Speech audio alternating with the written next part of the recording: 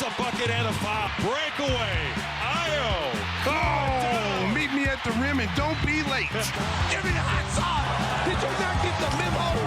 Derek Rose can go upstairs. Oh, loose ball. Gimme. The steal. Right for the lead.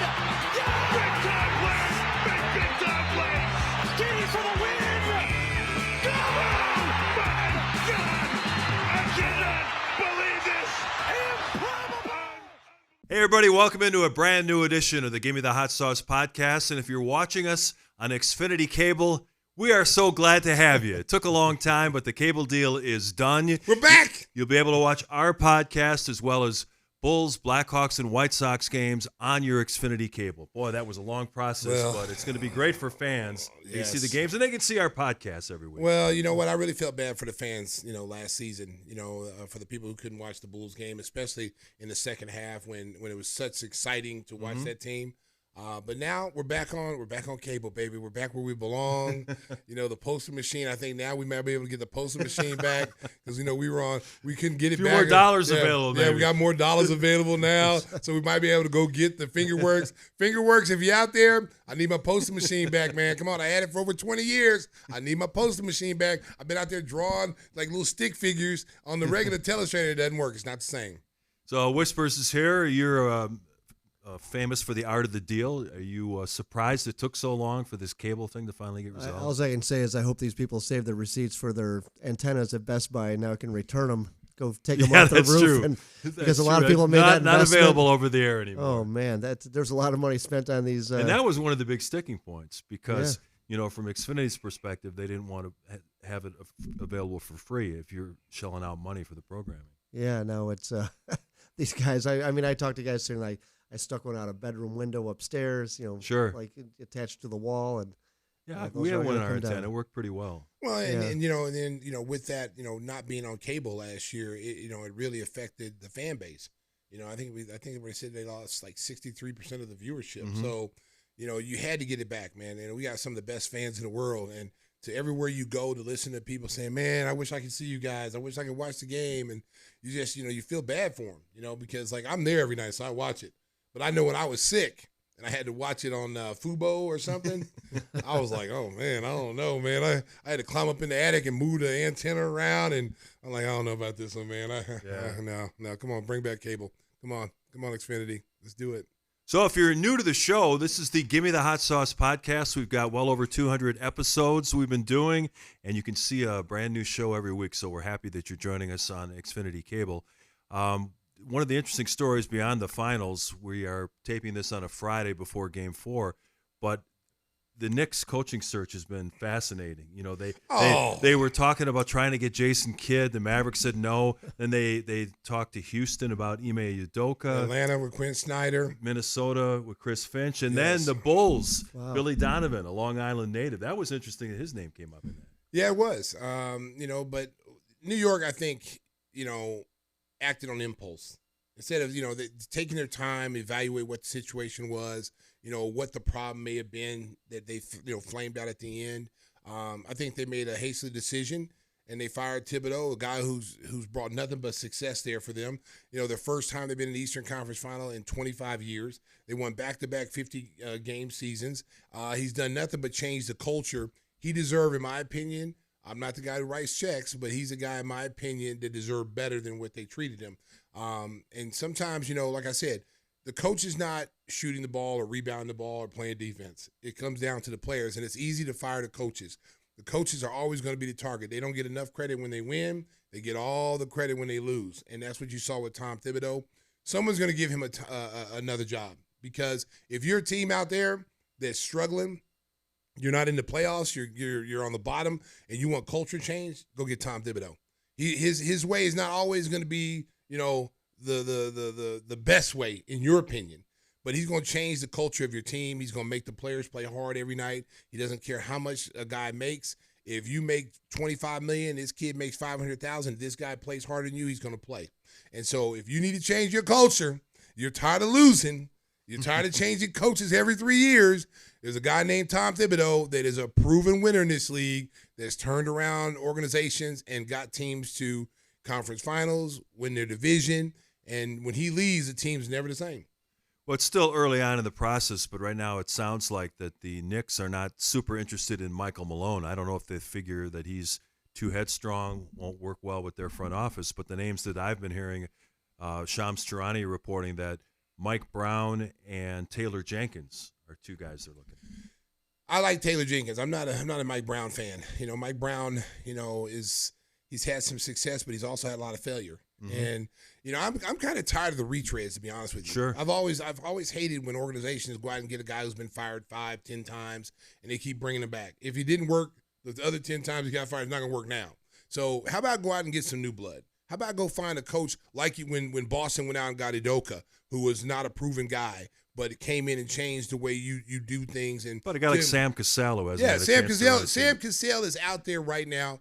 There's a ton of young coaches out there on the bench that's put their time in, that's been on, been under, head coaches for years that deserve an opportunity. Unless there's a guy like Rick Carlisle out there and that guy is a proven winner, I'm sorry, man. I got to go out and try to get in Thibodeau. Thibodeau's the only guy I would even think about. But if you're the Knicks, you need to get someone in there that can relate to these younger players, because obviously there's a breakdown between Thibodeau and the team, the players, whether it be Cat, whether it be your star players. I don't think it's Jalen Brunson. I think Jalen Brunson really loves Tibbs. I think it's, Mikal Bridges. I think it's Cat. And those guys are your leaders. And I think they went into the front office and said, hey, we can't play for this guy, because he demanded that they come out and play hard every night. He demanded Cat play defense. And that's one of the reasons why the Knicks are not in the finals right now, because your two best players didn't play defense. And they were demanded to play defense, and they didn't play. And that's why they're sitting at home. NBA draft is right around the corner. We're going to talk to draft guru Ricky O'Donnell in just a few minutes. Got a lowdown on all the top prospects, so you want to stay tuned for that. Then it's going to be trades and free agency, and it sounds not right now like Giannis is going to stay in Milwaukee. He did an interview with a TV station in Brazil saying that he's looking forward to getting back to the finals with the Bucks, and then he's made some other comments on social media which kind of suggested that he's going to stay put. Kevin Durant is a hot name, and Shams reported that the Rockets, the Timberwolves, and the Heat are the three teams that are hot on him right now. Well, first of all, we know Giannis ain't going anywhere. We had Luke Canellis on a couple weeks ago. He just opened a restaurant in Milwaukee. He's not going anywhere. They're not going to win a championship anytime soon. Right. They're possibly going to lose Brook Lopez this summer. That whole team is almost gone. You already got rid of Chris Middleton. Drew Holiday's gone. Dame Lillard won't be back until probably midway through the season, if that, before the first of the year. So you're going to be missing that. They don't have enough young talent there that's been developed. They have no draft picks. They got no draft picks. So you're not going to be in the finals anytime soon unless you're playing NBA 2K on Xbox. Okay, it's just not going to happen, Giannis. And I'm glad that he supposedly put this to rest, like, hey, I'm staying here. Because all this speculation of like, oh, European players should be in big cities. And he was, he's a troll. He's a media troll. He's learned how to troll the media. Yeah. He says certain things to get you thinking, and, is Giannis unhappy? Is Giannis want someone to leave? He's not going anywhere. His family's entrenched there. He's got a restaurant. He's not going anywhere. Now, Kevin Durant is an intriguing prospect because, buyer beware. Buyer beware of Kevin Durant. Kevin Durant is an enormous talent. He's a guy that can possibly take you to a championship. But is Kevin Durant going to come to a team and be happy? You've asked to be traded. You've asked to be put on certain teams. You've been put on certain teams. Now you want to leave. You want to go. You're not. You want to be the man. You want to show everybody that you can win a championship without Steph Curry. When you should have stayed in Golden State, you probably would have had 4 or 5 rings right now, and your legacy in NBA history would have been secure. Now you jump from Golden State to Brooklyn. Brooklyn to Phoenix, and now you're unhappy in Phoenix. You play with all-star caliber players in Beal and Booker, and then you go on, and you had James Harden and you had Kyrie Irving in Brooklyn, and it didn't work out. So how's it going to be if you go to a team like, let's say, the Spurs or Houston with all this young talent, and you now have to fit in your skill list? You're not the number one guy there. And those young kids, they're not going to relinquish the number one role. Like, hey, dude, we won 50, 60 games without you. So it's like, yeah, you can help us. We'd love to have you because you're that marquee player. You still have a big name. But he's not the same player that he was 5 years ago. So is he going to be able to come into one of those situations and be not a role player, but be the second option on a team? I don't know if he's content with that. So it's going to be interesting to watch. I think that Phoenix might be disappointed with some of the offers. You're thinking Kevin Durant an all-time great scorer, future Hall of Famer. He's got 1 year left on his deal. He's going to be 37. It's like, they may not be getting two players and multiple first-round picks. They might just say, hey, we'll give you a couple of bench guys in a second round. Mark, what have you seen over the last few years when it comes time to trade an all-star caliber player? Teams recognize you're trying to unload that guy. So they're like, why are we going to help you? Mm-hmm. Why are we going to unload the vault when we know you're trying to give him away? So we're not going to offer you a lot. We're going to offer you this, take this, and leave it. And that's what you're seeing with all these guys, and especially with Kevin Durant, who's had injury problems over the last few years, and he's a guy that's proven that he's not happy at every place he's been. And so do you really want that? If you're Houston, do you really want that kind of player? Because you're already on the cusp of being one of the elite teams in the Western Conference right now without that guy. This superstar stuff is overblown, bro. It's overblown. We got to have two superstars. We got to have a superstar for us to win a championship. You're starting to see that that's not the case. Indiana doesn't have superstars. No. They remind me of the Detroit team with Chauncey Billups, and that team, there was just a bunch of really good chemistry guys that all played well together. They understood what it took to win, and they didn't care who got the fame. That's where the league is going. This paying three guys all the money and then just throwing in a couple pieces here that you can afford. We're going to pay all three superstars all the money, but we're not be able to build a team that we want to contend for a title because we don't have the money. So that's out the door. Indiana is showing you get you some complimentary players that come out and they know how to play high basketball like you, TJ McConnells of the world. You could go pretty far in this game. Yeah, Indiana's done a great job there, front office, in terms of drafting well and making a couple of astute trades, and now they're knocking on the door of an NBA championship. As I mentioned, we are recording on Friday afternoon. Game 4 is coming up tonight, and right now Oklahoma City, as we tape, is reeling. They got beat in Game 3. They're down 2-1, and it looked at the end of that game, Indiana seemed supremely confident. They were mentally stronger, physically tougher, and it seemed like Oklahoma City is really on the ropes right now. Well, and what you've seen with Oklahoma City, it's been easy for them. They were the best team in the NBA record-wise. They just blitzed everybody this year. And that's what the playoffs are so special, because they're different.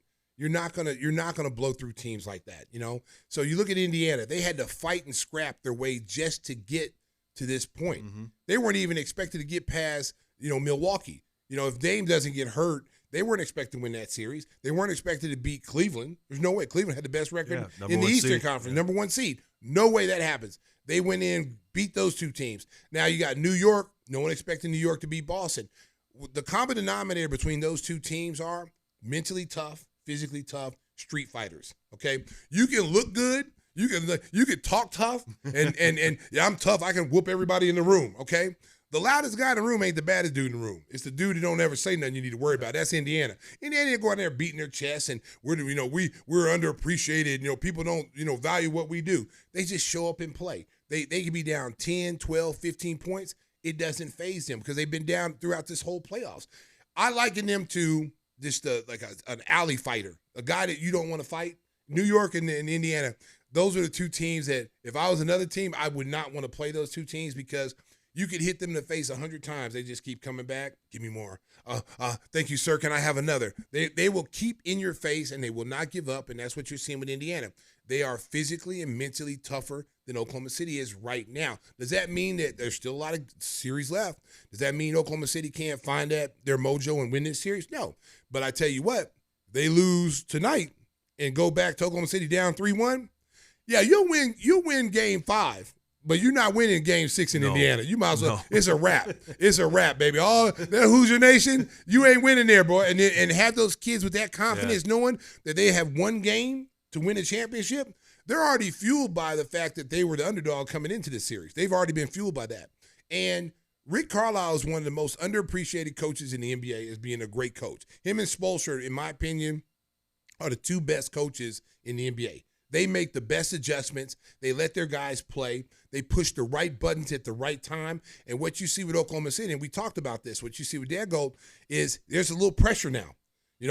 Pressure bursts pipes. They were blowing everybody out. Yeah, pressure bursts pipes.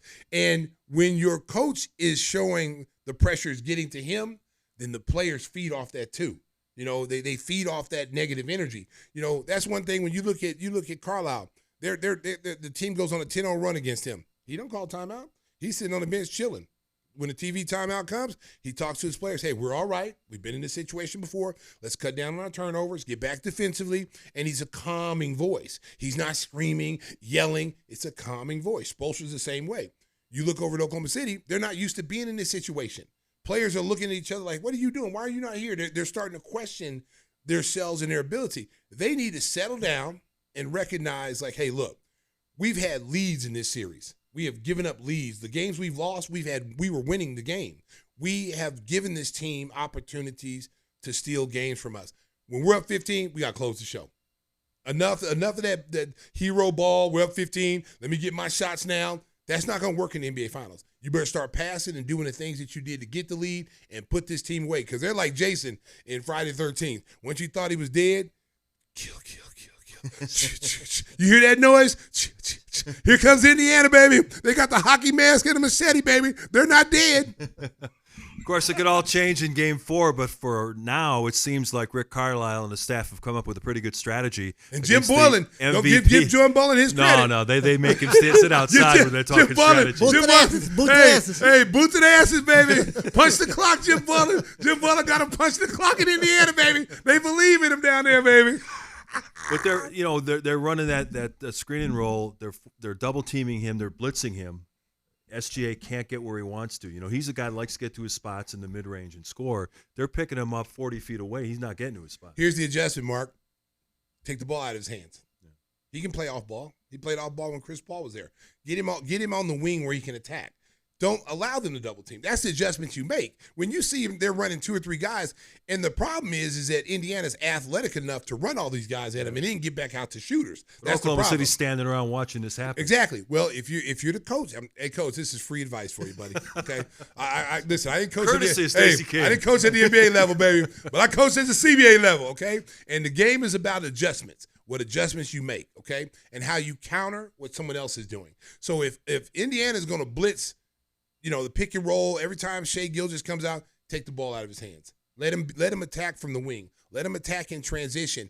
Make them make an adjustment now. Because now you weren't prepared for this. Indiana's not prepared to see him on the wing and attacking. They were prepared for pick and roll action. They're not prepared. Now they got to go in and practice something totally different. By the time you figure it out, we're back at the point guard spot running pick and rolls. We're keeping you off balance. We're not going to allow you to take the ball out of our best players' hands. So you put the ball in Williams' hands. You put the ball in whoever else, Cason Wallace, someone that can make plays for you off the bounce and still have Shai Gilgeous attack from the wing. It'll be interesting. What do you do, Whispers? Well, they clearly weren't prepared for Rob Lowe's little brother, T.J. McConnell, out there. Oh, my God. Rob Rob Lowe's. What do you have, like 5 steals? And yeah, he had 5 he was steals all over the in Game place 3. and making some tough He turned buckets. that game around in the second quarter. Really Remember, did. Oklahoma City got off to a great start. They were up 9. Yeah, Stacey's talking about inspiration. When this guy's grabbing these balls and his dad's up there about to have a That stroke. didn't sound good coming out of your mouth right there, grabbing balls. I think he was doing that too. Okay, that just didn't sound right. right. John Stockton reaching back and grabbing stuff. I've always said, listen, I'm a big T.J. McConnell fan. I always have been. Undrafted, but I mean, I think he was their inspiration. They're like, Scrappy. look at this kid. He's a throwback. He's a throwback to the 90s. He picks up full court. You don't see guys in this league pick up full court anymore. I've always said, even about our team, like I would designate guys coming off the bench. You're my 94-foot guy. You're going to pick up full court. You're going to challenge their guard like a Steph Curry. If you're guarding Steph Curry, you don't allow Steph Curry to walk the ball up the floor, do a little dance, rub his hands together, blowing his hands, and then let him initiate the offense. The way you attack guys like Steph Curry is you got to make him work on the offensive end. It cannot be easy for him. So you pick him up 94 feet. You make him have to come up the court in duress. By the time he gets past half court, and he's done that for 4 quarters, his legs are gone in the fourth quarter. That's what Indiana's doing with Nembhard and McConnell. Yes. They're putting a lot of pressure on SGA. Yes, and he's tired. He's tired. He's running through screens. He's getting trapped. He's moving. He's then doing they things. used Nesmith early with size to wear him down. They have the players and the personnel that they could run possibly 5-6 guys at him. Not too many teams could do that. Not too many teams in the Western Conference to say, okay, I got 4 guys that are interchangeable parts that I could put on SGA. They don't. The Western Conference, Denver didn't have it. Minnesota didn't have it. Minnesota had one guy that I thought was it Vanderbilt, the kid for Minnesota. I think it was Vanderbilt. The 6'7" kid that did a really good job early in the series against them. And then for whatever reason, McDaniels. Aiden McDaniels. Then at the end, they moved him off of him, and they had to put him on someone else because it was Williams because he got hot. So then you left now someone else on SGA and they killed him. Okay, so Indiana has the personnel, Neesmith. You know, you got even their bigs. You know, when you run a pick and roll, most bigs are switching. It's a 1-5 pick and roll, 1-4 pick and roll. It's a switch. And don't forget Benedict Mathurin coming off the bench, former lottery pick. It's 27 points in game 3. Who's healthy? Jeez. So you got, when you switch that pick and roll 1 through 4, 1 and 5, SGA has an advantage on every night against immobile bigs. You know, you're not Jokic is not switching. Jokic is going to play a drop zone. Okay, most big guys are playing drop zone against SGA, and he just gets to the lane and scores.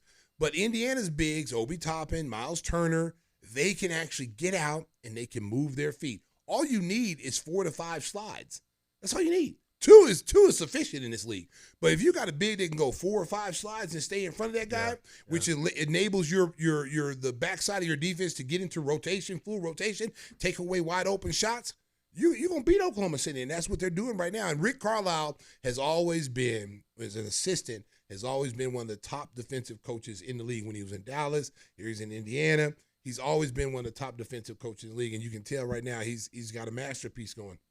So we'll see what happens as the series moves on, but right now Oklahoma City looking in trouble through 3 games. We're going to talk NBA draft coming up next with Ricky O'Donnell, but first, a word about one of our great sponsors, Jeff Vukovich. When it comes to being treated like royalty for all your insurance needs, auto, home, and business, make sure you reach out to the best in the business, our good friend Jeff Vukovich. Nationwide agent, you can reach him at jeffvuk.com. The phone number, 847-825-4783. Stacey just took a nice long drink. I think he's ready for the jingle. That bourbon really hits really good right about now. Nationwide is on your side. The Golden Pipes. A little drink always helps out. Ricky O'Donnell is next on Give Me the Hot Sauce. We are closing in on the NBA draft right around the corner, and I know Bulls fans are intrigued about what they'll do with that number 12 pick. They also have a pick in the second round, and to help us zero in on what the front office might decide to do, we bring in a friend of the program. Our guy, Ricky O'Donnell, is the Associate Director of Programming for SB Nation, an NBA draft guru. Ricky, thanks for joining us. It's almost coming to June 25th and the start of the draft. The Bulls hold the number 12 pick. I've been looking at a ton of mock drafts. You've constructed a number of different mock drafts. The one name that seems to be falling right now is Derek Queen, after not doing that well on the athletic testing. You think Queen might be on the board when the Bulls pick at 12? Yeah, I think there's a good chance Queen is on the board when the Bulls come on the clock. And Queen is probably the highest upside swing that the Bulls are going to have available to them. I'm a bit worried about how Derek Queen translates to being a role player in the NBA. He's a little undersized for a center. He's not a natural rim protector. I have a bunch of questions about his defense and sort of how you build a good defense around someone who kind of plays with a low motor the way Queen does. He has good hands, but you could really take advantage of his lack of quickness, I think, defensively on the perimeter. At the same time, though, Queen is an amazing scorer. And I think for a team like the Bulls, like, if you're thinking about the Bulls' biggest issues, like, it's not so much positionally to me. It's like they need star power. If you just look at the roster right now, I think in the recent top 100 list by the Ringer of the 100 best NBA players, like, the Bulls don't have anyone in the top 60 or top 70. So they really need someone that they could really, like, be the engine of their offense. And I think Queen has a chance to do that. He is just a phenomenal one-on-one scorer. And one thing I've noticed during the playoffs is, like, even the best teams in the league struggle to have big men that guard the perimeter. Queen can absolutely cook people in one-on-one situations. He's just got an amazing combination of quickness, power, touch, and he just draws fouls so effectively, makes his free throws. So, you know, if you really want to go for star power, I like the idea of trying to get Queen. I think, you know, if things don't go his way, it's going to be harder for him to transition to a role player, but he's got massive scoring upside to me. Like, I just don't think anyone could guard him one-on-one in short spaces. He's too quick. He's too powerful. He's very smart, and he's got great touch. So I like the idea of them taking a swing on Queen if they really want to go for it. The thing is, though, even if he does hit, he's going to compromise your team in some ways because I think he's going to be a poor defensive player. He only made 7 threes this year at Maryland. it would truly be like the swing for the fences pick for the Bulls. And I do kind of like his fit, though, next to Bizelis long term in the front court in Chicago. Well, as the draft always happens, there's always going to be names that are considered high, and then guys drop. We saw Bizelis last year go from being a top 3 pick all the way down to 11th. Who do you see besides Queen's stock dropping, and they may slip all the way down to the Bulls, and the Bulls get lucky and grab someone that they had high on their depth chart, now it fell into their lap? Yeah, Queen is the first guy I would name, but beyond that, who could fall? I'm intrigued by Noah Ilnyckj. I was going to say that, the French kid, 6'10". 6'10", yes. Monster athlete. Like, this guy's got the best physical tools. Second youngest player in the league, behind Cooper Flagg. Exactly, yeah. He's 3 days older than Cooper Flagg, so he's a baby. He was born in December 2006, but he's already been putting up really good numbers in a pro league in Germany for a team that's in the championship series this weekend. So I like Ilnyckj just for his physicality, his length, his athleticism, and the fact that, he scored efficiently in a pro league against adults. He's been playing a key role for a team that's winning in their league. So he's someone who I could see him going in the top 10. I could also see him falling to the Bulls pick. Now, he's more of like a late riser. Yeah. So if you've been looking at mock drafts since like January, maybe you don't consider him as someone who could fall to the Bulls. Maybe you just view him as more of a first-round pick or mid-first-round pick. But to me, he's been really just opening people's eyes around the league from people I've talked to, because his production has been phenomenal to match his physical tools. So I like the fact that Ilnyckj, in the Bulls system, which is super up-tempo, like he could just run and transition, get out on the wings with Bizelis, run the floor for Giddey, and just be a straight-up play finisher. Now, every team in the league wants wings who can dribble, pass, and shoot. Those areas of Ilnyckj's game are still really undeveloped. Obviously, he's got a lot of time to continue to build that. He has had some shooting flashes, but he was under 30% for the season. His handle looks good in the open floor, but, against ball pressure, you can usually get under him, get into his legs, and turn him over.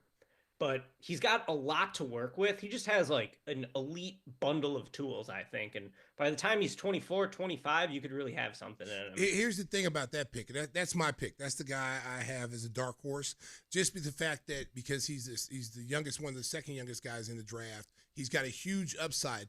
And with the Bulls being in the situation right now where they're pretty much rebuilding and retooling with younger players and trying to develop, they're going to have to develop this kid. I think he shot 28% from the three this year. But his intriguing part is he's 6'10", he's got long wingspan, he can switch out on smaller guards in pick and rolls, and he can actually move his feet and stay in front of guys. He can block shots, he can run the floor. I think once he gets over here and people see him in those workouts, I think he's going to shoot up the charts. I think he's a surprise pick now until people bring him in and see him work out individually. They're like, oh my God, this kid, yeah, he's raw in certain areas, but we can develop those areas. And because he's only 18, 19 years old, and you put the fundamentals that he has now, the things he can do defensively, and he's ready to play defensively in the NBA right now. Maybe not offensively unless it's transition basketball, but I think defensively he's ready to come in and play right away as a rookie.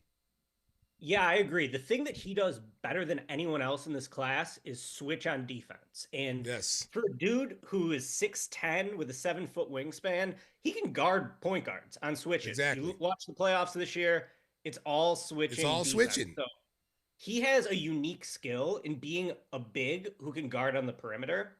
Also, he supposedly, according to his last measurement, has a 9'3" standing reach. Oh, I'm drafting him. I'm drafting him. I'm telling you, Ricky, I've seen a comp with Scottie Pippen too. You hear that? That's enough for me. I'm telling you, that was my secret. I wasn't even going to bring this up on the show today because I wanted to keep it a secret just in case somebody heard me. He's like Jerry Krause now. But I'm telling you right now, that kid is going to surprise a lot of people, especially when they bring him over here to do the individual workouts and they put him through workouts and they see what kind of athlete he is. Because as you can see in the finals, guys like Obi Toppin, are making a difference in his finals because they're able to switch out and guard SGA. They're able to move their feet and keep him in front of them. And that's one of the reasons why Indiana is having success, because their bigs, Turner, they can move their feet. They can get out and switch. And the league is all about switching everything, 95% switching pick and rolls on a nightly basis. You've got to have bigs that can do that. Yeah, absolutely. And I think defensively, his upside is sky high. He's one of those guys where you're like, okay, if this develops, then you can really see him take off. Now, those things for me, first would just be his body. Like, okay, so he's 18. You know, when he's 23, 24, does he get super jacked? And can he just start running over people in transition? That would be a way for him to unlock star upside. Can he develop as a shooter? Like, I watched him play in NBA exhibition game. I think it was against the Blazers, and he was like knocking down threes. So even though he hasn't been a good shooter by the numbers, he'll take threes, which I think is a good sign.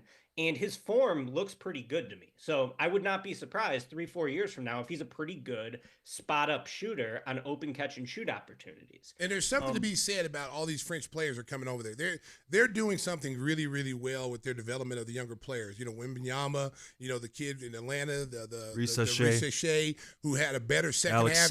Alex Sarr. Those kids are really, really starting to make some noise here in the NBA. So if you're an NBA executive and you're seeing this French invasion per se, you know, and this team is going to be something to watch when they start talking about the Olympics. I mean, they made it to the finals against USA with a very young, you know, Olympic team, and now these guys are in the NBA. You got to start taking France a little bit serious when they start bringing these 6'9", 6'10" kids over here, and maybe want to grab one of them before somebody else gets them. Yeah, and my last point on Ilnyckj is like, okay, so he doesn't really have a defined dribble, pass, shoot skill set yet. He's still putting up great numbers. He's got 63% true shooting as an 18-year-old playing against pros. So even though he's mostly like an energy man and like a garbage buckets guy at this point, like he's found a way to be productive at a young age against pro competition. I think that's really impressive for somebody who can't really pass the ball yet, can't really dribble against ball pressure, and nobody guards him on the perimeter. Like, despite all those flaws in his skill set, he's still productive. And I think there's something to be said for that. Well, you have to be very careful with that when people assess a young player like that, because you got to remember he's 18 years old. He can only get better if he's willing to put in the time. You know, Modest is a prime example. You know, the reason why he dropped last year was people said he couldn't shoot. He wasn't a consistent enough outside shooter. He couldn't handle the ball. But as we saw this year, he became a much better shooter. He's only going to get better. And the confidence to take those threes, you know, even though he thinks that, you know, people think he can't make them, he'll take those threes and got better. His ball handling got better. I think he's more of a small forward than power forward right now early on in his career. I think he'll transition into a forward later on. But right now, I see him as a small forward, and you get a kid like Ilnyckj, and you pair him up with that, and now you got two athletic, you know, 3 and 4. You there? That's your future for the next 10 years. And if that kid can develop in the next 2 or 3 years and become the player you think he can be, you got two monsters on your hands now. Yeah, and also just like a great fit for the system Billy Donovan wants to run. Like the Bulls were among the fastest paced teams in the league this year. If Ilnyckj is going to have success early in his career, it's going to be in transition. Yes. Like you said, Stacey, like get him out in the open floor. The guy's a gazelle, and he'll hit you with Euro steps. He has the highest free throw rate of any player in this class. He's just a foul magnet. Like nobody can stay in front of him, so they have to foul him and hope he misses his free throw. So I really like his bundle of physical tools. He's definitely still learning the game and needs to get a lot sharper, especially as a shooter to me. And, you know, I like passers typically. Like I want guys who are high, feel for the game, and know how to read the floor, find an open teammate. He's more just like a physical freak where if everything comes together, well, maybe you could teach him how to pass. Maybe you could teach him how to shoot in the future. All right, Ricky, let's get down to brass tacks. We know what we'd like to do, but we know the penchant of the front office is to load up with guards, and there's a couple of guys on the board that were right in AK's wheelhouse. You've got Yegor Demin, 6'8" out of Russia, and then you've got the Illini product, Kasparas Yakachonis, 6'6", also from Eastern Europe. If either of those guys are on the board, can AK resist not picking them up right away? Yeah, we'll see. Normally, Arturas has gone for, you know, wing-sized, versatile players, I think, and neither of those guys really fit. But I could see the vision on Demin from Arturas's perspective. 6'9", great passer, and I think that there'll be some appeal there. I personally don't like Demon at all. I would be disappointed if the Bulls took him at number 12. He started the year great when he was playing cupcake competition, but as soon as he got into that Big 12 play, his numbers went way down. And like one thing to remember about Demon is he was in a great team context. Like compared to some of these guys who were playing with like poor shooting, they didn't have NBA head coaches. Well, Kevin Young came from the Phoenix Suns staff. He ran a brilliant system at BYU. They had shooting everywhere. Demon was really in a spot to thrive. And of course, he had a pretty good freshman year for a team that made the second weekend of the NCAA tournament. But he just has too many flaws to me. Like one thing that really scares me about him is he's just so limited athletically. He cannot beat anyone off the dribble unless he gets a screen. If he gets a screen, at that point he can get downhill a little bit, use his height to see over the defense, be able to deliver some cool passes. But I just worry about his athletic limitations. And then he's just so skinny too. Like he's not able to play through any contact right now. Obviously, you can add strength to your frame over time. This was an issue with Buzelis too. He's already started to fill out a little bit in a few years. I'm sure he'll be much bigger. But I worry about Demon just being a bit contact averse. Now, a lot of people are optimistic about his shooting. I'm not sure why there's any optimism about his shooting. To me, he was a pretty poor shooter this year. 27% from three on 154 attempts. That volume looks good, but a lot of times I think he was settling for the three because he couldn't beat anyone off the dribble, and he had nothing else he could do to get off a shot attempt besides for chuck a three. Also, sub 70% from the free throw line. Like, if you're a guard, you can't be hitting 69% of your free throws. So I don't like Demon as a prospect. I could see Arturas being tempted by his size and passing combination. And honestly, if you're 6'9" and you're like a truly elite passer, I do feel like those guys usually figure out a way to be able to be NBA contributors. Not one of my favorite prospects, but I could somewhat see the vision on it, and I think the Bulls could be tempted by him. I'm more into Yakachonis compared to Demon. Yakachonis also has some red flags in his profile. Only one dunk this year in college. Yeah. Just a below-the-rim athlete in general. Like, he's not someone who's going to, like, dunk on you and give Stacey D-Rose flashbacks. But I love his passing vision, his passing creativity. I love his hit-ahead passes to get his team out running, which I think would be a nice fit for the Bulls. And his step-back three is such a weapon. And when I think about how Yakachonis translates to the NBA, I think he's going to be pretty dependent on that step-back three to score, because I don't really know if he can score effectively inside the arc, given his lack of athleticism. But when he gets a big on a switch and he's hunting that switch, he can just set up a big so well with his footwork, unleash a three-pointer. If that can fall at a similar rate to, let's say, Tyrese Halliburton's step back, I think there's a very good chance Yakachonis could be a super valuable offensive player, just with his ability to push to the pace, hit teammates as a passer, hit step-back threes. What I'm worried about with Yakachonis is how does he play off the ball offensively? He's always been someone who's had the ball. I don't know if he's athletic enough to be a primary creator in the league, so he might need to be a little bit more of a shooting guard. If that's the case, you got to defend a little bit more. And I think his off the dribble three is better than his catch and shoot three right now, which is rare. But like you see some guys like James Harden, prefers the three off the dribble to get himself into rhythm. I feel like KJ is the same way. Biggest part with KJ, turnovers. This dude could not handle a trap to save his life once conference season started in the Big Ten. They would put two on the ball, blitz him, and he would freak out and turn the ball over at a way too frequent clip. I think you could get better on that. Like, he's a strong player with the ball physically. I think, like, just having more experience playing American-style basketball will sort of help him beat traps as he, like, goes on in his career, but really struggled with that in the Big Ten, and is something I think teams should be worried about.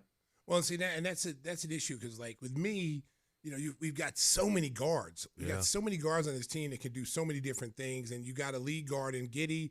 You got Kobe White. You got Io that's still here. Lonzo Ball. There's so many guards that we have here. Unless the Bulls plan on moving some of those guys and getting, draft capital back, we don't, in my opinion, I'm not the guy that makes those decisions. We don't need another guard unless it's someone that you had in the top 5 that happened to drop all the way down, like Harper, Dylan Harper. If he slips down there at 6'6", he's intriguing to take at that position. But teams of need, the Bulls need bigs. They need bigs and they need big wings, big guys 6'8", 6'9", that can defend the perimeter.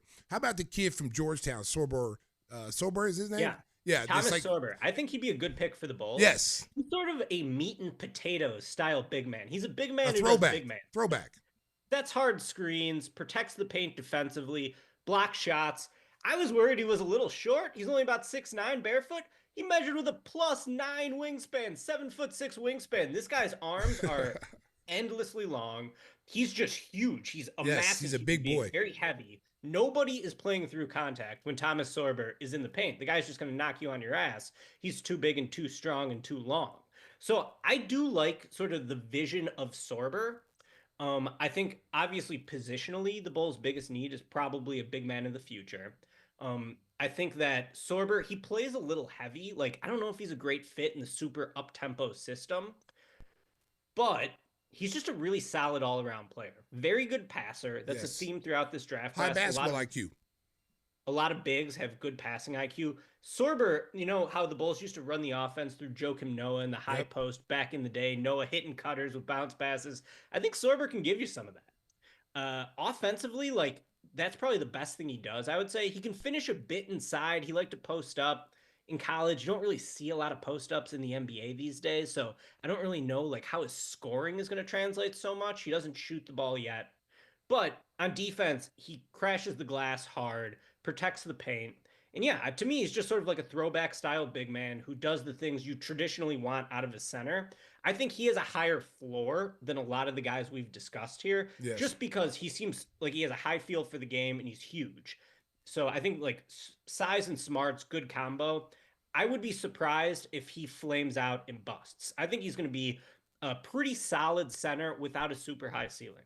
Well, and you know what? My thing too with him is that, I think, being measured with your shoes off is so overrated because we don't play barefooted. I hate that when they say, oh yeah, he's 6'9.5" with his shoes off. I've never seen a basketball player play with his shoes off. So if he's 6'11" with shoes on, he's 6'11" with shoes on because that's what they play at. The thing I like about him is he's a good rim protector. He's a typical Georgetown type of old throwback center, the Lonzo, the Patrick Ewing days, a guy that knows how to play the post. I think he's underrated. I think because, they're looking for the bigs that can shoot threes, and he's not at that point yet in his career. Can he get to that point? We don't know. It depends on what kind of work he puts in and who's going to develop him into doing that. But the intangible things what the Bulls need, rim protection, a guy that can set screens and get guys open, physical player that's going to come in there and knock some people around and make it difficult for you to get to the basket. He's high on my list as far as one of the guys I think if he's around and, if it pans out, he's the guy that I would look at getting to just off of needs. Yeah, absolutely. And I think he's got a little bit of shooting upside in the future. He made 73% of his free throws. He did knock down like 6 or 7 threes this year. And then everything you said is totally accurate. Like, he's just a really good rim protector, good rebounder. I love his screen setting. And I think he's going to be a short roll playmaker, which you really need in the NBA. Somebody to get your guards open, set a good screen. And then if the trap comes, someone who could be that release valve against, a blitz for your lead ball handler, be able to make reads 4-on-3 as a passer. So there's a lot to like about Sorber. He reminds me a little bit of Wendell Carter Jr., honestly, because I just don't think he's going to be a big time scorer. But I think he's much longer than Carter was, or at least a little bit longer than Carter.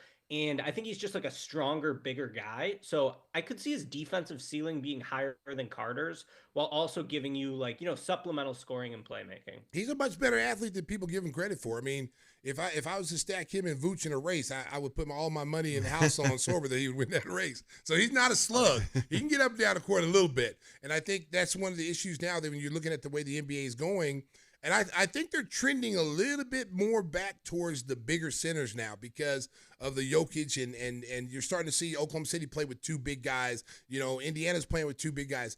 The big guy is starting to kind of creep back into the picture now. Oh, yeah, absolutely. So many 2 big lineups around the league. The Cavs won 64 games, starting 2 bigs every single game. The Thunder obviously have done it a lot on this run, too, before the finals. So it's a good card to have in your bag. And honestly, like, there's just no – you need a rim-protecting center if you're going to build a good defense. Just straight up. And Sorber can be that type of rim protecting center. So he has a clear translation to an NBA role. He was very good already as a freshman. So if you just want to draft good basketball players, he checks that box, no doubt. And you can get suckered into like theoretical upside and ceiling, but Sorber's just good right away. And I think Yes. that's something that's a big point in his favor. Because the decisions you have to make if you're the Bulls at 12, there's not a lot of star power in this draft just on paper. That doesn't mean that some of these kids can't turn out to be stars. But if you listen to the critics, there's only a few guys that have a chance to be an all-star. You can't determine that until these kids actually play and have some years in your career before you determine who's a star, who's not, who's a role player. Now, if you're the Bulls, do you gamble with a kid who has the upside and the high ceiling, in the Sungay, the 6'10" French kid, or do you go get a guy right now at center like Sorber and say, hey, let's go here. This is an easy pick for us. This is what we feel much confident with this kid right now that he does a little bit more than what we need.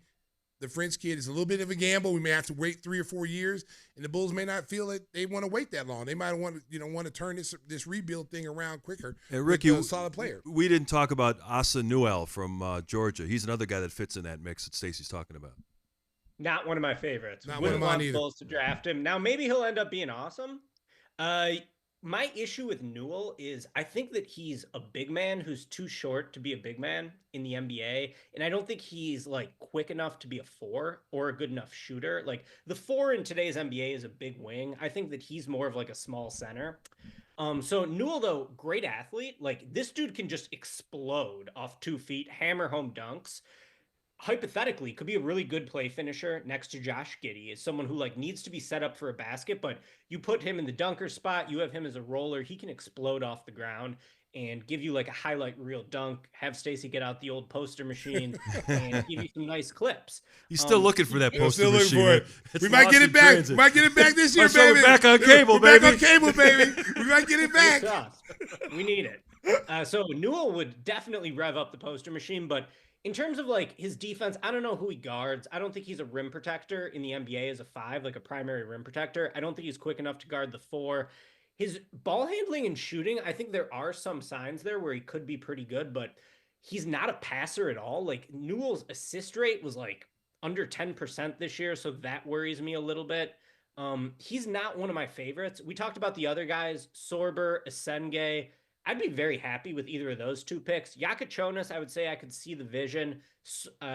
Newell and Demon are 2 guys I'd probably prefer for them to pass on, just given what the Bulls' needs are right now. But you can see the sales pitch on Newell, and Newell played in high school with Cooper Flagg, Derek Queen, Liam McNeely on Montverde. I was talking to an assistant at Montverde earlier this year, and he said, for Flagg, going up against Newell every day in practice really made him a better player because Newell's just a very athletic, long player. And, you're not getting that in Maine against your local high school. To go up against that every day in practice, you got to go to a national prep powerhouse like Montverde. And I do think that like those reps, for everyone on that team could be something that helps them in their NBA career.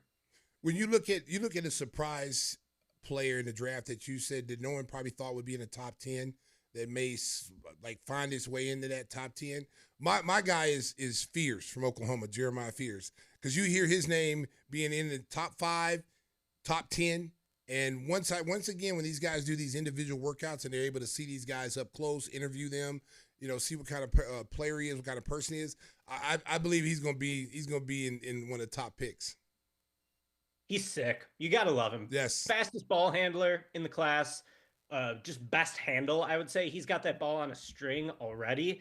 Dude's got an October 2006 birthday. He should be graduating high school right now. He should be going to his senior prom this weekend instead of preparing for the NBA draft. And instead, he put up a monster usage rate in the toughest conference in the country, in the SEC. He put up great all-around numbers, despite the fact that like his three-point shot wasn't really falling, his rim finishing only 53%. These are things I think can improve as he gets stronger. So to me, if you're like evaluating this class from a 10,000 foot perspective, the strength of the class 5 years from now will be determined by how good Jeremiah Fears is and how good Derek Queen is. Because I think both those guys have the potential. If you told me they were like all-stars in their 4th year, I would believe you. Because I really think that their high level outcomes are all-star level. I could also see them struggling to transition to be role players. Like Fears is not going to play off the ball.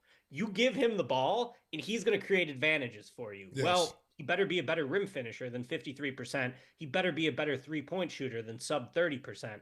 But there's so much to like about Fears' makeup. And if you trust the eye test, Fears' flashes of superstar play were like honestly astounding this year at Oklahoma. He also hit like 15 or 20 threes from well beyond NBA range. So even though his shooting wasn't like good by percentage, man, his flashes of shooting upside were awesome. Like just given his range and the fact that he can hit him off the dribble. So and big moment shots. I mean, a guy that hit big shots when his team needed the most.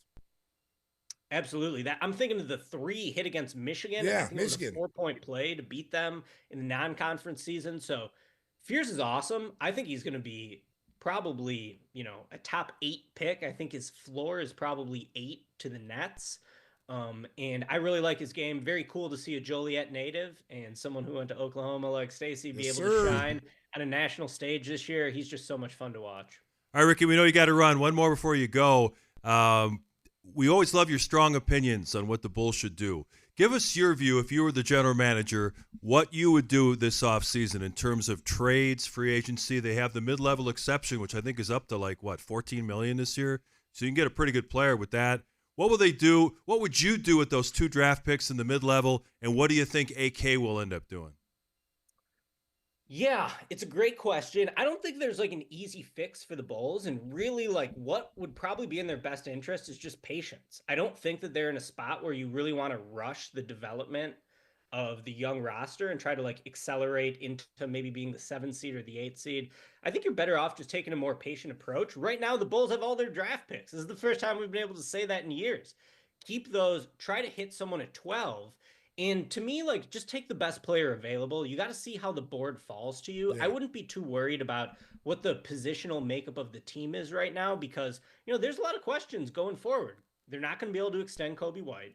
Is he someone you want to re-sign? That's maybe going to cost you $25 million, $30 million a year. So you got to wonder how that's going to play out. Giddey's extension seems like a foregone conclusion. You're just waiting to see what the number is. But to me, I don't think they should take a approach of thinking there's quick fixes on this roster. I'd love to see them invest more in just young players, try to utilize the G League team a little bit more to get some interesting young guys. And hopefully you could hit someone at 12. I mean, my favorite options at 12 would be Ilnyckj, Colin Murray Boyles out of South Carolina, who I'm doing a feature on this week on SB Nation, and Thomas Sorber. So, one of those 3 guys, I think, your interior defense automatically would improve. I think all those guys do have some shades of upside that could give you a dimension the team doesn't currently have. And yeah, I would just, keep trying to develop the young players and take a more patient approach to the rebuild. Stacey, one last one on the way out? You know what? We agree on so much. I mean, he's, everything I've said, he knew. There you go. So that's why he's our guy. He's a friend of the program. Yeah, because like I said, I didn't really want to talk about Ilnyckj too much because I didn't want anybody to steal him. Because he's probably going to go in the top 10. Yeah, he's going to surprise a lot of people. That was the one name that I said was my sleeper. That's going to end up being a lot higher than what people had him coming into once they see him and once they recognize what he can and cannot do. And if he's gone, I'll take him over Sorber first. And then if he's gone, then I'm going for Sorber next because I need a center. I need a center. We're shorthanded. We're not a big team. We need to start getting some athleticism. We need to start getting some more size because you can't trot out 3 or 4 guard lineups in this league every single night. You're not going to win games. You'll be in the play-in game every night. You've got to start having some big wings, big forward, and they need guys like Patrick Williams. I'm still not giving up on Patrick Williams, Ricky. A lot of people have. But they need him to come in this year 6, step up, and be the player that they thought when they drafted him. And remember, last year, Pat spent all summer recovering from an injury. Yep. He wasn't training to get better because he was recovering. So that is the way I'm talking myself into a Patrick Williams bounce back year. His stock cannot get any lower than it is right now. He's around for the next 4 years. He's been able to hit a catch-and-shoot jumper, so hopefully Pat can bounce back. And yeah, for me, I like Ilnyckj. I like Murray Boyles. If they get either of those 2 guys, I would be pretty pleased. And big picture view, I think 12 is a good spot to be drafting in this class for the Bulls. Yeah. The talent thins out in this class like a little bit after the lottery, I think. And they're going to have a couple good prospects where when we look at this 5 years from now, we're going to be like, oh, that guy ended up really good. That guy ended up really good. Halliburton was the 12th pick. Shea was the 11th pick. Devin Booker was the 13th pick. Bam Adebayo was the 14th pick. Donovan Mitchell, I think, was drafted, 11 or 12. Yeah. So this is a good range to be in. That doesn't mean there's an easy answer, but there will be a couple very good players on the board for the Bulls. Arturas, you make big money because it's your job to identify this player and to draft him. And that's the best way for the Bulls out of mediocrity right now, is to maximize these draft picks and keep building up that foundation of young talent. If Fears drops to 12, you take him? Oh, yeah, definitely. Okay, good. Upside, baby. I said the same thing. I said the same. Even with all the guards that we got, you take Fears. He'll be better than all of them. Okay, go. Boomer sooner, Bulls fans are shocked right now. Look at Ricky being all positive about the future. We love it. Ricky, thanks for joining us so much. Follow his great coverage as we lead up to the draft. Does a great you job. Can follow him on X at SBN_Ricky. And, of course, follow all his great work at SB Nation. He'll be updating things as we lead up to the draft, and follow him draft day and all his post-draft coverage. He'll have a mock-up for 2026 the day after. So, Ricky, thanks a lot for joining us. We appreciate your time, and we look forward to talking again real soon. Cameron Boozer, number 1 overall in 2026. We need that legacy pick for the Bulls. There you go. What about DeBanza? Thanks, guys. What about AJ DeBanza? You don't think he's going to be number 1? Oh, he's great, too. Yeah, I mean, the top 3 next year is the strongest top 3 I've seen. I've been covering the draft for 13 years. This top 3 in 2026 is the best top 3. Who's the third one? Who's the third guy? Boozer and Darren Peterson, a guard who's playing in Kansas. Kansas. Dude, he was hanging 50 points on DeBanza every game when they matched up. Oh, wow. Stud. I think he's got a chance to go number 1. I'm a Boozer guy. I want that booze news, but Peterson's amazing. DeBanza very strong too. So what about the younger Boozer, the twin brother? What do you think? Is he a first rounder? Good. He's not. He doesn't scream lottery pick, like one and done lottery pick. He's going to be an amazing college point guard, maybe like a Tyus Jones type. Yeah. If you're thinking about how his NBA career can go, he's going to be in the league for 15 years. I think Caden will. Yeah. Doesn't really have like super high upside to me though. More of just like a solid player. Cameron's a stud, though. I think Cameron Boozer is going to be a superstar in the NBA. Stacey, Ricky's got to run. All right. Okay, man. Hey, he's the one that brought it up. I was getting ready to say goodbye to him. Thanks, Ricky. Thanks, guys. Talk to you later. Take it easy, Rick. Ricky O'Donnell, our guest. We can talk hoops with Ricky all day. We could go on for hours. Man, we can get ready to go. He's got another appointment, otherwise we can get ready to talk about the draft in 2072. Who we thought was number 1 pick. There's a baby out there right now in diapers he probably knows about. Hey, we'll bring Whispers back, and we'll wrap things up after a quick timeout. All right, thanks to Ricky O'Donnell. Some great knowledge. Make sure you cover him all the way leading up to draft day. I want to talk a little bit about what happened, unfortunate thing with the Chicago Sky. Courtney Vandersloot tore her ACL and out for the season. I saw her go down. I was watching the game, and you just knew it. It just breaks your heart to see. Here's a young lady who came back, won a championship with the Sky, played a couple of years in New York, wanted to come back and help this young team build. Now they lose their voice, and they've kind of looked kind of shaky since she's gone out. Well, she's a coach on the floor. Yeah. She's well respected, not just in Chicago but throughout the league. Mm-hmm. She's one of the elder statesmen per se. Like, she's done a lot in this league and helped this league grow. And to see her go down like that, coming back to Chicago, where she's had all this success, and man, it's so sad, bro. It's like there's some things you just don't want to see happen. Yeah. We wish her the best in her recovery. I don't know how much longer she plans to play. Her wife, Allie Quigley, announced her retirement. She hadn't played for a couple of years, but she officially said, I'm done. And you just wonder, they helped bring a championship to Chicago, and you don't know how much longer Vandersloot's going to play either. Well, and, those girls are really good for this organization. So hopefully the Sky finds a way to get them involved, whether it be in the front they need office. That leadership. Yeah, whether it be in the front office or whether it be in some kind of advisory role, or maybe, who knows, as a coach at some point, who's to say that they, one of them want to be a coach? They're well respected in the locker room. Those young girls, respect them. Angel Reese and Van Lith. Those are, they need that kind of veteran presence in the locker room to help them continue to develop and grow.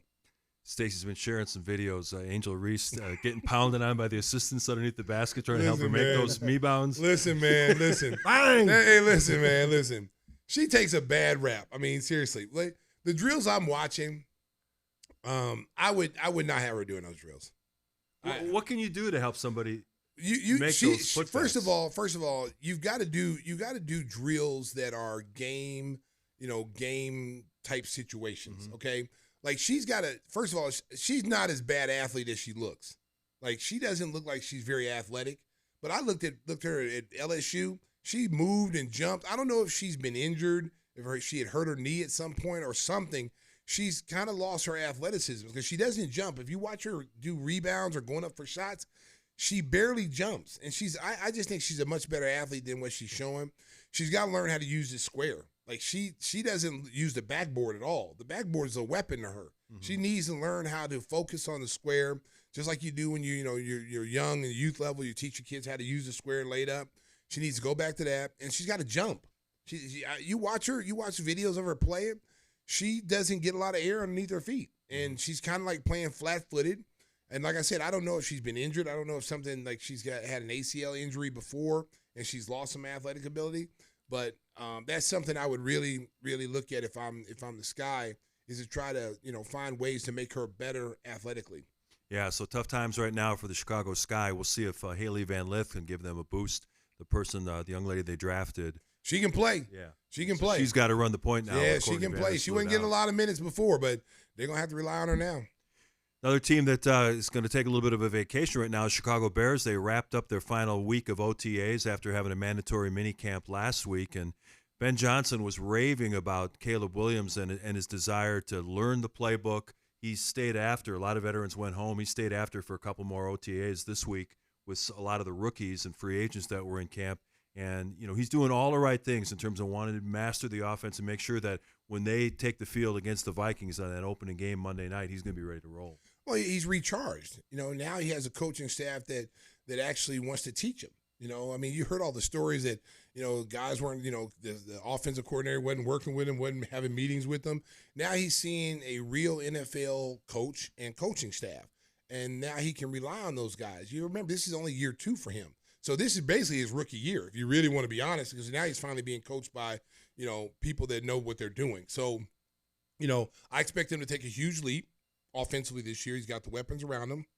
And I think you're going to see a maturity level with him that, that he's grown in year 2.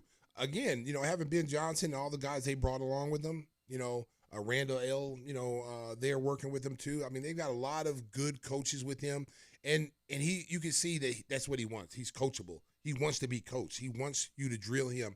He wants you to call him out when he's not doing what he's supposed to. He didn't have that last year. A lot of people are speculating the Bears might be in the market for another veteran running back before they open training camp in July. J.K. Dobbins was a name that was thrown around, the former Ohio State running back. He had some good years with the Ravens. He was with the Chargers most recently. He signed with the Denver Broncos. Chubb is still out there, but I don't think they're interested in signing him. Ben Johnson had some good things to say about the guy they took in the 7th round, that Kyle Monange out of Rutgers. He feels like he could be a complimentary back, along with Rashawn Johnson, who's more of a power, short yardage guy to go along, of course, with DeAndre Swift. Well, their system requires a thunder and lightning type of running back, a guy that can run between the tackles. They had that with Montgomery in Detroit. And then you got the home run hitter that you just get the ball to and say, go. Yeah, Jahmyr Gibbs. Jahmyr Gibbs can bust for 70, 80-yard runs. So they're, maybe this kid they drafted in the 7th round, they're high on him. Maybe they feel like he could be that guy, But remember, he's still a rookie. He's going to have to learn NFL intricacies. So they probably would want to go get a veteran because, listen, running backs get hurt all the time. They do. So you need a stable full of running backs. That's not something you go, oh, we can get away with 2 running backs. No. You got to carry at least 4 or 5. And the kid they drafted in the 2nd round out of Boston College, Ozzie Trapillo, has been working as a starter at times during mini camps at left tackle. Braxton Jones has come back from an injury, but they really like this Trapillo. He's really smart out of BC, said he's picked up things really quickly. He gives you the size you want as that blindside tackle.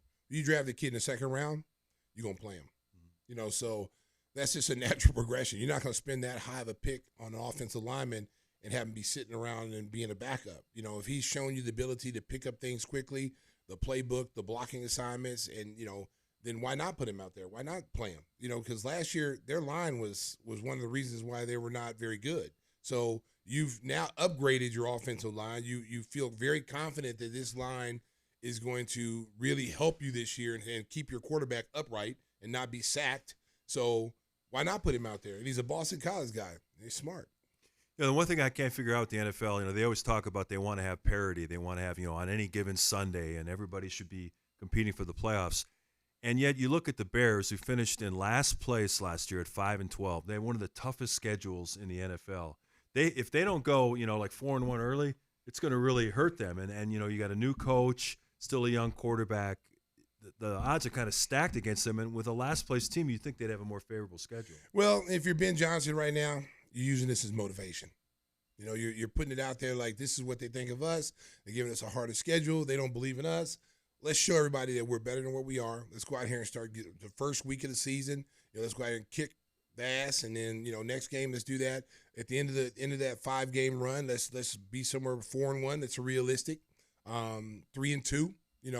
And just prove the doubters wrong. I mean, listen, it's the NFL. It's pro sports. Sometimes I complain about the Bulls schedule all the time. They always say like crap rolls downhill. Well, we always got an umbrella on, brother. Because the schedule they have us going, one night we're in Atlanta, and then we fly all the way out to Utah, and then have to come all the way back and go to Orlando. Right. How does that make sense? You're right in Atlanta. Why wouldn't you just go to Orlando right there? Why would you send us out west to go to Utah for one game and then send us all the way back to the East Coast to play Orlando and get in at 2 a.m. and play a back-to-back after playing Utah? Yeah. Makes no sense. So I've always likened it to having a monkey in a suit and picking little ping pong balls to determine which teams play what. If you're not an elite team, and you're not one of the teams like, if you're not the Lakers, you're not Boston, you get the crappy schedules. Since you brought up the NBA, before we get out of here, I want to ask you, Adam Silver talked about USA versus the world for All-Star He stole my idea. It's not going to be exactly, he said, just that. They're going to talk about Mark. Copy infringement. Some format. He didn't want to do it. He didn't want to take everything.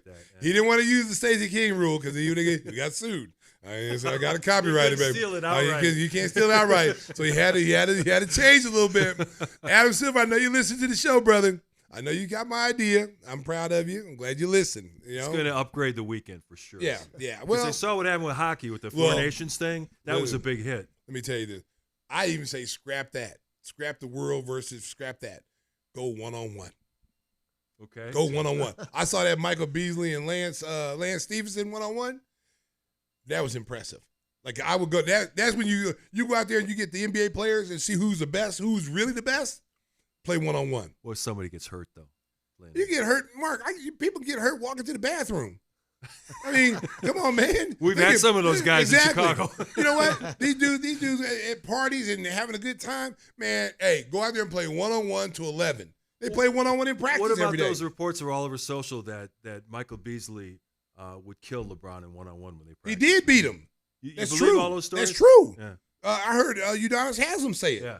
I've heard a lot of the Miami Mike Miller. I've heard all these guys say that LeBron did not want to play him one-on-one. He beat him too many times. And then that's why LeBron, they say LeBron doesn't have a bag, Right. He doesn't have a bag. Listen, that's overrated about bags and all that stuff. Listen, the guy's the leading scorer in the NBA history. He scored 40,000 he's only points. scored 50,000. He's going to go for 50,000 and you got to have a bag. He got no bag. Listen, you got to have a bag to score 50,000 points. That's so right. All you people out there criticizing LeBron James, you need to stop, okay? He don't got a bag. If he didn't have a bag, he wouldn't be in the league. 50,000 points, all-time lead scorer. He ain't got no bag. He got suitcases out there. He got a whole bunch of suitcases. He got a U-Haul truck full of bags. I can't. Oh my God! But I think that one-on-one would be very good. You bring out these guys. You say, okay, one-on-one for Beasley and Stevenson played for 100,000. Mm-hmm. I also saw where Lou Williams and Brandon Jennings and some of these other little guards who were talking trash to each other. They're playing for like $1 million. Oh, geez. So hey, listen, the WNBA does it. They play one-on-one. They have a one-on-one league. I think it'd be great. Bring that all-star game. Put your money where your mouth is. If you think you can beat me, show me. And the winner will be the king. I'm the best one-on-one player in the NBA. Could you imagine like a superstar player getting beat by like a role player? Yeah. Ooh. You talk about egos. You talk about egos being bruised. If the 12th man, like a Scalabrini been known to beat people. Like say a Scalabrini type player, goes out there and beats Kevin Durant. Could you imagine how social media would be? Kevin Durant could never go back to his locker room. No, because you ever seen that? You ever seen that guy? He's got to wear a white Mamba shirt after that. Listen, you ever seen that guy? He's on the internet and he has his shirt off. He's a big muscular guy and he ducks his head in cold water and he's always running. He's always running with his shirt off. And so he's supposed to be this fast guy, ex-NFL guy. So he raced a guy the other day called Show Speed or something, who's a YouTuber. They had a race. And so he beat this dude who does all this, he preps, he puts like his face in cold water and he's got this expensive water and he makes all this preparation look like you need to do this. With a body like this is what you need to do. Man, he got embarrassed. And it was all over the internet. I'm telling you, America, bring on one-on-one, bring one-on-one to the All-Star weekend. And let's see who the baddest one-on-one player is. More ideas for the commissioner, courtesy of Stacey King. Time for our regular feature. What are we watching? Whispers. What do you Whispers. I'm watching Friends and Neighbors on. I like that show. Yeah, on Apple TV. It's great. John Hamm as a hedge fund manager who loses it all, and he's got to start robbing from his friends and neighbors. Olivia Munn. Yeah, great. Very good-looking cast. Yeah, it's a lot of fun. A lot of intrigue, and the twists and turns are good. And there's a lot of laughs in it, too. So it's a good show to watch. Yeah. Dark humor. He's a funny guy. You finished the film. Okay, America, a couple of weeks ago. We gave him some truth serum. We said, Stacey, what are you watching? What are you watching? I said Sinners, okay? I lied. I fell asleep midway through it. I didn't get to watch it all. So what I did, America, I went back and rewatched it because I wasn't tired then. I rewatched it. I watched the whole thing. And I'm telling you, I was very, very impressed with this movie. As I like vampires and I like all that kind of stuff, so it played in the genre that I like, and it was very good. It was well directed, and there's a lot of plot twist in there, and it was very, very good. At the ending was the twat, because in the beginning, you watch Dracula movies. If you kill the original guy, everybody else dies too. Mm-hmm. Okay, that's not the case. We found that out. That's not the case. And if you watch back to last week's episode, Stacey was really convincing that he watched the whole movie. America, you're really good at America, that. you know what? Listen, America, they put me on the spot. They said, what were you watching? That was the last thing I watched before I fell asleep. I didn't watch it all, okay? Because I'm not going to lie. The first 12 minutes of the movie, and if you're watching it after 8 o'clock, you're going to go to sleep too, okay? As you get older, as old people, we go to sleep, 9 o'clock. I know what Neil and Funk feels like right now. Country buffet. Yeah, I felt a little tired that night, and I didn't watch it. But I've owed it to the public. I owed it to our Gimme the Hot Sauce viewership and the people who follow us. I want to give you a fair reading of this movie, and I watched it again. There you go. I got through the first 12 minutes. I almost fell asleep again. The first 12 minutes, I almost fell asleep again. But at minute 13, I was awake. A rewatch, courtesy of Stacey King. You know what they say? Sequels are never as good as the original, and this is certainly the case with The Accountant 2. Ben Affleck and John Bernthal. They try to make it like a buddy movie. John Bernthal is his brother. They were estranged, and, Bernthal was living on a different continent. Ben Affleck calls him back to try to help him do this really difficult job, try to save the world, and all this stuff. There's some good action sequences, a lot of good combat and stuff, but it kind of falls flat. They try too hard to make it a buddy thing rather than, because the original one, he's just kicking ass. Yeah. And of course, Affleck in the movie has got these, these quirks, behavioral quirks that are even stronger in Accountant 2. So, they're kind of making fun of him throughout the movie, and it just didn't kind of work. It should have been the Punisher in The Accountant. And and you're seeing this in all over entertainment, especially like with a lot of the shows they're putting on the networks now. If it was successful once, let's bring it back, Yeah. And you're seeing retreads, remakes of everything because no one's got any original. Well, no one has the original thoughts. I'm anxious to see like the Superman movie. Yeah, because they recast Superman. Yeah, I'm not a big fan of the recasting. I thought Henry Cavill was the best Superman. Mm-hmm. I'm not happy about that. Just like in Batman, I wasn't happy about recasting. From what's his name? Robert Pattinson? No, Robert Pattinson sucked. I know, he's the one before him, what's his name? Christian Bale. Yeah. Christian Bale was the best Batman. Yeah, he was good. He was the best. He was the best Batman. And they recasted it. It's just not the same. You don't get that same energy. You don't get that same acting. And not saying those guys are bad. Mm-hmm. It's just, man, you get used to seeing the one guy play that role, and you only see him playing that role. You know, Well, it's like with the James Bond thing, Sean Connery, yeah. Roger Moore. That time it got worse. They kept Well, trying. Well, I think, I think Let's go one more hey, time. I think it the got worst. better. Listen, was it George Lazenby? Was it Yeah, George? he was the okay, first, he was yeah. the worst one He was when the because he worst. came Well, he only out. did one. He only did one. It only took Majesty's one. Service. And then Pierce Bronson. I've always thought Pierce Bronson would be a great Bond. They waited too long because when he was on Remington, I think it was Remington Steel. Yeah. He was really good, and I thought he would be a great James Bond to be that transition between the Roger Moore. And they waited too long to bring him on. But Daniel But- He's good in Mobland, though. yeah, The Mom, crazy yeah, the Irishman. Irishman. But I'm gonna tell you something. The best James Bond, Sean Connery's the best James Bond. Yes, no But question. I tell you what, Daniel Craig ain't no Daniel joke. Craig is Yeah, great. Daniel Craig ain't no joke as James Bond. Like people who didn't see Sean Connery, they would think Daniel Craig What is the about best Timothy one. Dalton? Hell no. No. He was No, terrible. doesn't do it. No, he was terrible. He was terrible, man. Listen, you Put him can't with Lazenby. listen. You can there's the same thing with like Tom Cruise in the Mission Impossible Yeah. 36. Okay, like you can listen. Okay, there's no way in the world like you Tom Cruise be doing all these stunts, man. Yeah, I haven't seen that yet. Yeah, yeah. It's good action, but it's unbelievable. Yeah. It's just not like when you watch a movie, you know there's gonna be things you go, oh wow, they did that, Yeah. But there's certain things you go, damn well you come on couldn't do now. nothing Yeah. like that. You ain't hot. You're not holding on to a plane that's taking off in the air. He actually with has your- done that. And then that driving the motorcycle off the canyon, he did that and parachuted down. Yeah, well, It's you got a some parachute. wild That's stuff. different. Well, Dude. he does that in the movie, but it actually is him. It's wild. He does his own stunts. He Yeah. does his own stunts. He I broke give his ankle on that building jump. He's supposed Yeah. to clear Yeah. it. Broke his ankle and he got up and What is he, ran with 60-something years old now? yeah. it. Yeah. Yeah. I ain't gonna lie, he's fast. Tom Cruise must run about a 4.40 because you watch he runs with perfect form. Karate It's, chop. it's like his karate chop and his head's back. I'm amazed at Tom Cruise because he's got to be what in his mid-60s. Probably. Yeah, 63 or so. Yeah, he's to be doing these stunts on his own, man. Yeah. Him and Jackie Chan. Jackie Chan's another guy that does his own stunts. I'm anxious to see Karate Kid. There's a new Karate Kid movie coming out that's already out right now.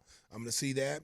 And then like Final Destination, there's another Final Destination that's out. 18. Yeah, Final Destination 18. I don't really like watching those movies because I travel too much. And that's just kind of creepy, I avoided something on a plane, and I always think of Final Destination. Like, no. Did you see where the guy, like the plane crashed in like India or something, and there's only one survivor of like 300 people, No, and they showed the seat he was it in. Bruce Willis? No, they showed the seat he was in. Right, he's on a window seat on seat 11.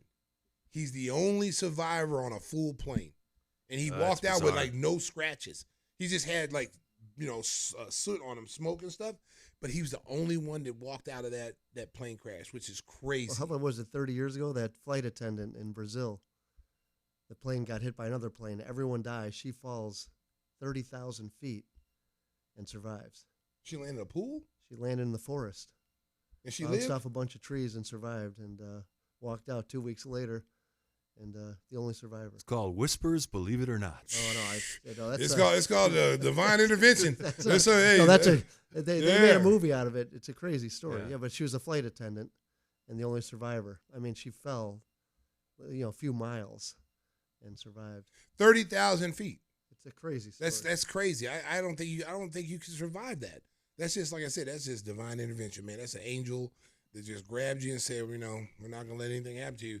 Look at Whispers is looking up on his Yeah, computer. Yeah, he's looking it Hey, up. we're getting ready to say goodbye. Yeah, we're ready to go. Well, you It's do too late, that. guy. We'll Vesna. give a shout out to our guy Cisco. Vesna Cisco! Vujovic. Graduating this weekend from DePaul. They're having a ceremony at Wintrust Arena. So congratulations, so Cisco. I know excited your for family this and kid. friends will be there to support you. Yes, We're proud of you, man. It's been Great it's job. been a long 10 years. We remember bringing this kid here when he wore a little T-shirt. It was so tight, Mount Prospect little gym shirt. It was so tight. We saw Now his he's a heart college beating. graduate. Yeah, his Hooters and wait a shorts. minute, America. He was growing his hair long a week ago, and I'm thinking, man, he's got a lot of hair. Is he gonna go to graduation? But the old mom stepped in. Yeah. She said, no. You're gonna cut the hair. Here You're comes gonna the bowl. You're gonna look like you did when we had your 12th birthday party. Yes. Congrats, Cisco. Congrats, Cisco. Yes, great job. Want to thank Ricky O'Donnell for joining us. Whispers is going to tell that story walking, and we'll be back with a brand new episode next week, right, Stacey? Drive home safe in Chicago. Beat. Hitting